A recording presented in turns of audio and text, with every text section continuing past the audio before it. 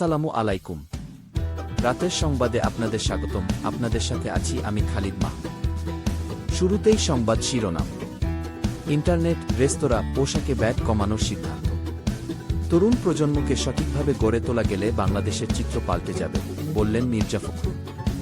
17 বছর পর মুক্ত সাবেক স্বরাষ্ট্র প্রতিমন্ত্রী লুৎফুজ্জামান বাবর। ট্রাম্পের শপথ অনুষ্ঠানে চীনের সিকে আমন্ত্রণ, নাম নেই নরেন্দ্র মোদী। গাজা যুদ্ধবিরতি চুক্তি অনুমোদন ইসরায়েলের মন্ত্রিসভায়।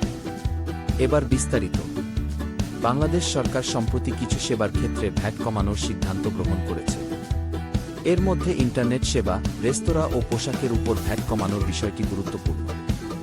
এই সিদ্ধান্তের উদ্দেশ্য সাধারণ জনগণের জন্য সেবার দাম কমানো এবং ব্যবসায়িক খাতের উন্নতি ঘটানো। ইন্টারনেট ব্যবহারকারীদের জন্য ভ্যাট কমানো হলে এটি ডিজিটাল ব্যবহারের জনপ্রিয়তা বৃদ্ধি করতে সহায়ক হবে। রেস্তোরাঁর সেবার উপর ভ্যাট কমানোর মাধ্যমে খাওয়ার দাওয়ার ক্ষেত্রে খরচ কমবে এবং সাধারণ মানুষের জন্য আরও সাশ্রয়ী হবে।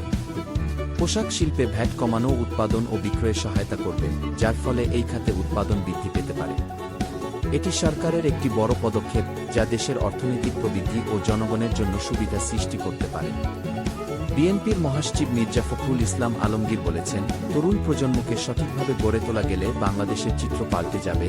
তিনি তার বক্তব্যে তরুণদের উন্নয়ন ও তাদের জন্য সুযোগ সৃষ্টি করার গুরুত্ব তুলে ধরেন। ফখরুল বলেন, তরুণদের শিক্ষাগত ও দক্ষতামূলক উন্নয়ন হলে তারা সমাজ ও দেশের ভবিষ্যতের উন্নয়নে গুরুত্বপূর্ণ ভূমিকা রাখতে পারবে। তিনি আরও বলেন, বর্তমান যুবক সমাজ অনেক প্রতিভাবান, কিন্তু তাদের সঠিক দিক নির্দেশনা ও সুযোগ প্রদান করা না হলে তারা দেশের জন্য তাদের সম্ভাবনা পূর্ণ করতে পারবে না। তাই সঠিক শিক্ষা, প্রশিক্ষণ এবং কর্মসংস্থান সুযোগ তৈরি করা সরকারের দায়িত্ব। আজ শুক্রবার বিকেলে মুন্সিগঞ্জের সিরাজদিখান উপজেলার ডালি আম্বাস নামের একটি রিসোর্টে ঢাকা কলেজের গ্র্যান্ড রিইউনিয়নে যোগদান করে অনুষ্ঠানে এ কথা বলেন বিএনপির মহাসচিব মির্জা ফখরুল ইসলাম আলমগীর। অনুষ্ঠানে ঢাকা কলেজের গ্র্যান্ড রিইউনিয়ন আয়োজক কমিটির আহ্বায়ক ও বিএনপির জাতীয় নির্বাহী কমিটির স্বেচ্ছাসেবক বিষয়ক সম্পাদক মীর শরফ আলী সভাপতিত্ব করেন। এছাড়া অনুষ্ঠানে আরও উপস্থিত ছিলেন স্বরাষ্ট্র উপদেষ্টা লেফটেন্যান্ট জেনারেল অব.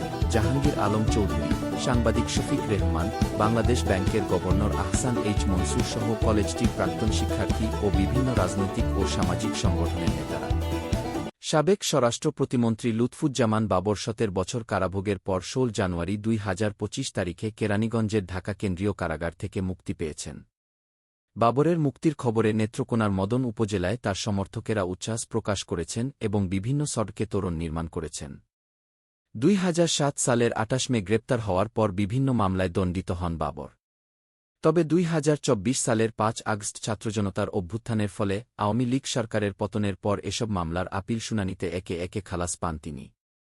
বাবর 1991 সালে স্বতন্ত্র প্রার্থী হিসেবে নেত্রকোনা 4 আসন থেকে সংসদ সদস্য নির্বাচিত হন এবং পরবর্তীতে বিএনপির প্রার্থী হিসেবে 1996 ও 2001 সালের নির্বাচনে একই আসন থেকে সংসদ সদস্য নির্বাচিত হন। অষ্টম জাতীয় সংসদে তিনি স্বরাষ্ট্র প্রতিমন্ত্রী হিসেবে দায়িত্ব পালন করেন। বাবরের মুক্তির পর তার সমর্থকদের মধ্যে আনন্দের বন্যা বইছে এবং নেত্রকোনায় তাকে বরণ করে নিতে প্রস্তুতি নেওয়া হয়েছে। ট্রাম্পের শপথ অনুষ্ঠানে চীনের সিকে আমন্ত্রণ, তবে নরেন্দ্র মোদীর নাম নেই। 2025 সালের জানুয়ারির 20 তারিখে ডোনাল্ড ট্রাম্প দ্বিতীয়বার মার্কিন প্রেসিডেন্ট হিসেবে শপথ নেবেন। তবে তার শপথ অনুষ্ঠানে বিভিন্ন দেশের নেতাদের আমন্ত্রণ জানানো হলেও ভারতের প্রধানমন্ত্রী নরেন্দ্র মোদীর নাম নেই, আর চীনের প্রেসিডেন্ট শি জিনপিংকে আমন্ত্রণ জানানো হয়েছে। এই পরিস্থিতি আন্তর্জাতিক কূটনৈতিক মহলে আলোচনার সৃষ্টি করেছে, কারণ মোদির সঙ্গে ট্রাম্পের সম্পর্ক বেশ ঘনিষ্ঠ হলেও চীনের সাথে সম্পর্কের ক্ষেত্রে একাধিক জটিলতা সত্ত্বেও সিকেও আমন্ত্রণ জানানো হয়েছে। ফিলিস্তিনের গাজায় দীর্ঘ 15 মাস রক্তক্ষয়ের পর অবশেষে কার্যকর হতে যাচ্ছে যুদ্ধবিরতি চুক্তি। ইসরায়েলের মন্ত্রিসভা গাজা যুদ্ধবিরতি চুক্তি অনুমোদন দিয়েছে, যা 2025 সালের জানুয়ারিতে গাজা উপত্যকায় চলমান সহিংসতার অবসান ঘটানোর জন্য একটি গুরুত্বপূর্ণ পদক্ষেপ। এই চুক্তির মাধ্যমে ইসরায়েল এবং ফিলিস্তিনি গোষ্ঠী হামাসের মধ্যে সাময়িকভাবে সংঘর্ষ বন্ধ করার চেষ্টা করা হচ্ছে।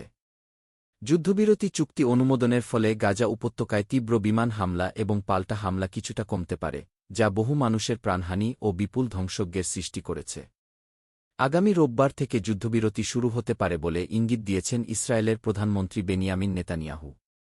আজকের মতো সংবাদ এখানেই শেষ করছি। আল্লাহ হাফেজ।